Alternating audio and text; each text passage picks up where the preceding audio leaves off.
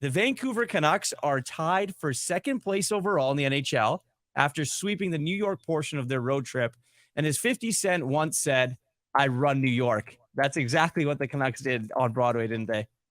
It's pretty unbelievable. Honestly, it's getting surreal at this point, just how dramatic the 180-degree turn has been for this team in terms of how bad they've been in previous seasons to now they're going in and like it's one thing for them to have been a playoff team that I think was pretty conceivable going into the season, but for them to look like a contender quality side and just feast on teams like the Devils, the Rangers. I mean, the Islanders are a little are a rung below that, but still, second leg of a back to back, 3 games in 4 nights to turn in a performance like that. I mean, I just it's hard to fathom, it's hard to believe, but it's so much fun. Sustainability was something that I think we all thought when we looked at this team in the beginning of the season when they went on their runs that they didn't be like, they're going to come back to earth at some point. And then something's going to happen. You know, injuries are obviously a part of the season. And knocking on wood, this team has remained relatively healthy aside from Carson Soucy. But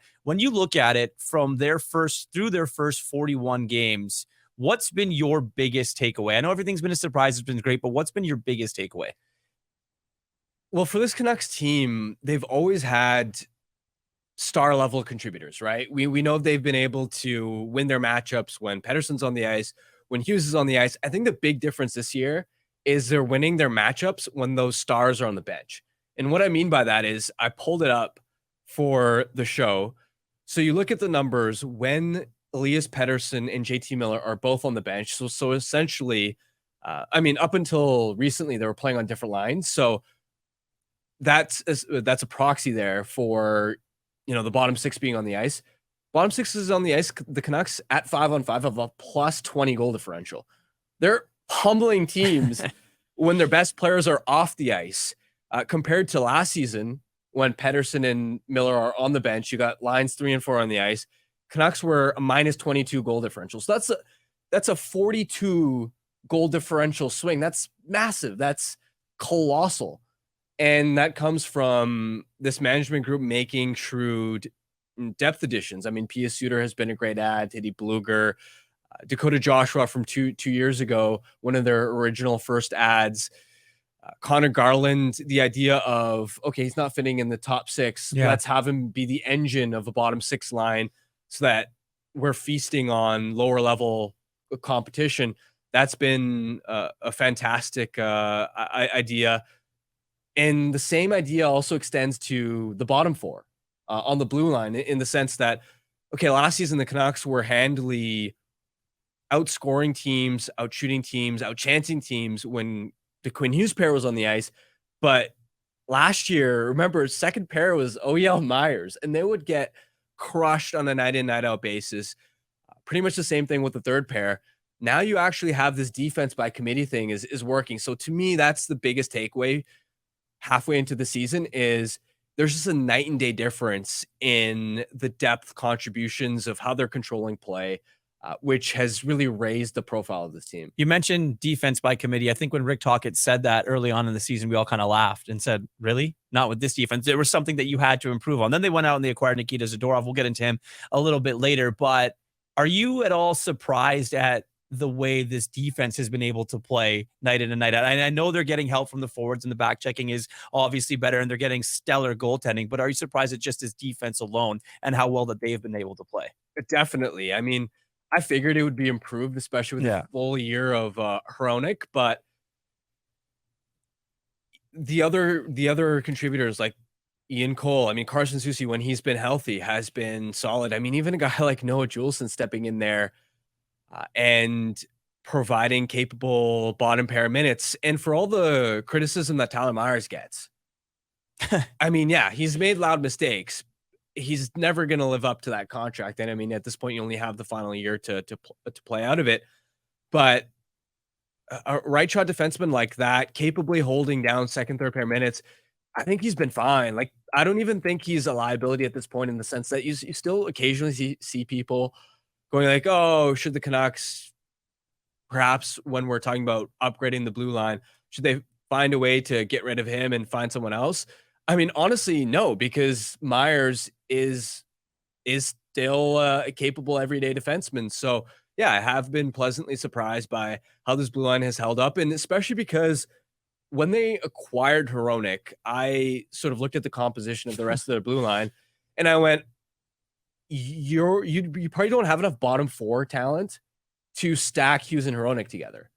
And yet they've been able to do that, which has also helped boost that first pair in the sense that Hughes finally has a high-end partner to play with. And the only reason you can do that is because the second and third pairs can actually hold their own even without Philip Hronek driving the bus. Jeff Patterson had a great tweet, and the Canucks have never had two defensemen in the same season combined for more than 100 points. Quinn Hughes is alone on the pace for 102, and Philip Hronek, they're probably going to get around 170 combined. So first of all, are you shocked that they've never had two combined for 50 points? And secondly, Quinn Hughes getting to 100, right?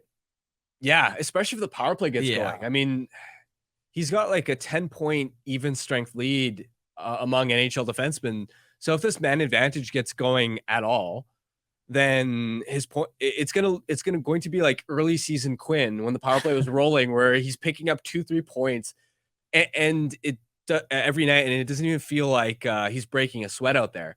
And I mean, what a commanding performance again from him last night. I think he's got a decent shot to get to 100. And I mean, you asked me, am I shocked by that stat about before this season, no Canucks defensemen sort of combining for 100 points as a pair? I wouldn't say I'm shocked, because it's not like this franchise has a decorated history of high-end defensemen, but it's still pretty surprising. I mean, I figured maybe in the 2011 days you might have had, especially because of like a Christian Ehrhoff and Sammy Salo, maybe Alex Edler there. I figured they would have beat that. So I'm surprised, but not quite shocked, because again, before Quinn, the franchise's history with number one defenseman has been pretty thin. Yeah, and I think that going back and you look at obviously the defensemen on this team, and you know, obviously Matthias Ohlund days way back then, and different guys. It's just crazy that we're even talking about this in January, though, that they're going to eclipse something. Like, how many stats has this team already broken or eclipsed or set franchise records, and we're only through 41 games. Heading back and looking at some of their depth, okay, Dakota Joshua, 11 goals, Sam Lafferty, 9, Niels Höglander, 12. And I think that when you alluded to the depth of this team and being able to contribute night in and night out, it's those guys. Like, if they can get contributions, I think, from those guys, at one point, that Joshua, Garland, Bluger line was probably, when they're rolling, one of, if not the best third line in hockey. If that line can get going again, which, I mean, Dakota Joshua just scored the other night. So if that line can get going again, I mean, that's the depth that you need come playoff time. They've been rolling, and I think the only reason that Tocchet can stick with this Lotto line and be confident enough with his depths from lines 2 to 4 is the fact that this Garland, Joshua, Bluger line has, for the most part, been really, really good in terms of controlling play. And it's not just the offense that they're chipping in. They barely surrender chances against. They rarely get scored on. So that's a line when, even if there's a night where they're not getting on the score sheet at 5-on-5, they're still going to spend the majority of their shifts in the offensive zone.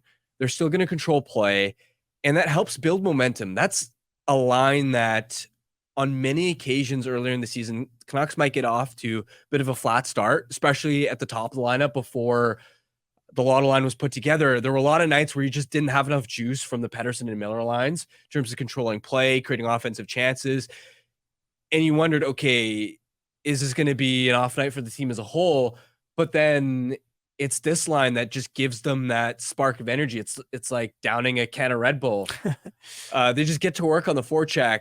And again, that's, I think, the big reason why Tocchet can play his 3 best forwards together, is knowing that, okay, I at least have one other line in the middle 6 that has also been performing at a really high level. And this is where, I mean, Garland, sure, the point totals might not be overly impressive, especially if you're not watching the Canucks on a night in, night out basis. If you're like an out of market, just general NHL fan, you may look at that and go, oh, 4.95 million, not the best production. You hear the rumors around the start of the season around, are the Canucks shopping Garland? And Change his agent like, because he didn't know what was going to happen. Yeah, exactly. And I don't think you realize Garland's value until you watch him on a night in, night out basis, especially because Bluger and Joshua before this season have never been third line caliber players. They've been fourth liners. So you're bang on. I mean, to have this level of contributions further down the lineup, it is, I think, the big difference maker, because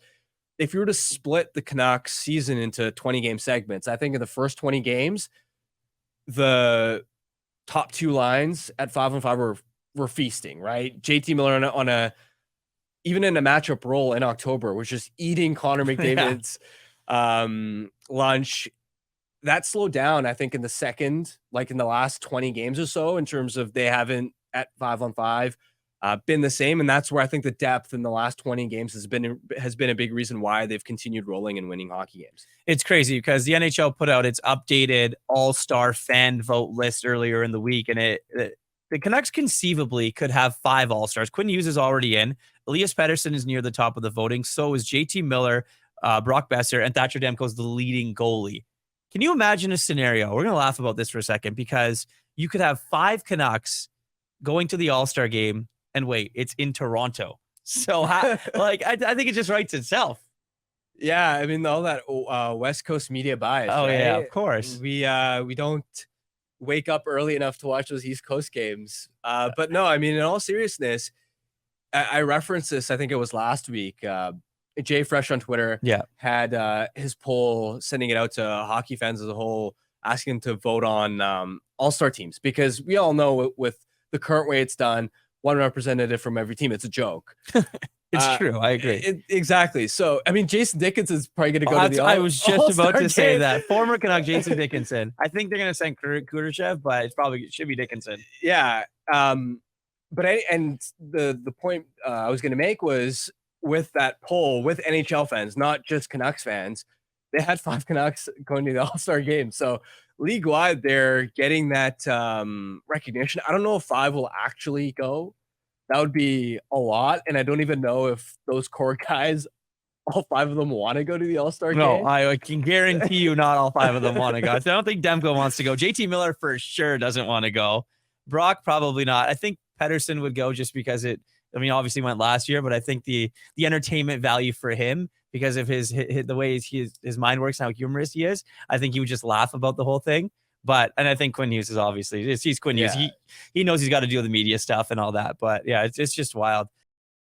Canucks Conversation with Harman and Quads every weekday at 2 p.m. Be sure to check it out on the Canucks Army YouTube channel. And if you missed it, go check it out on your favorite podcast catcher app.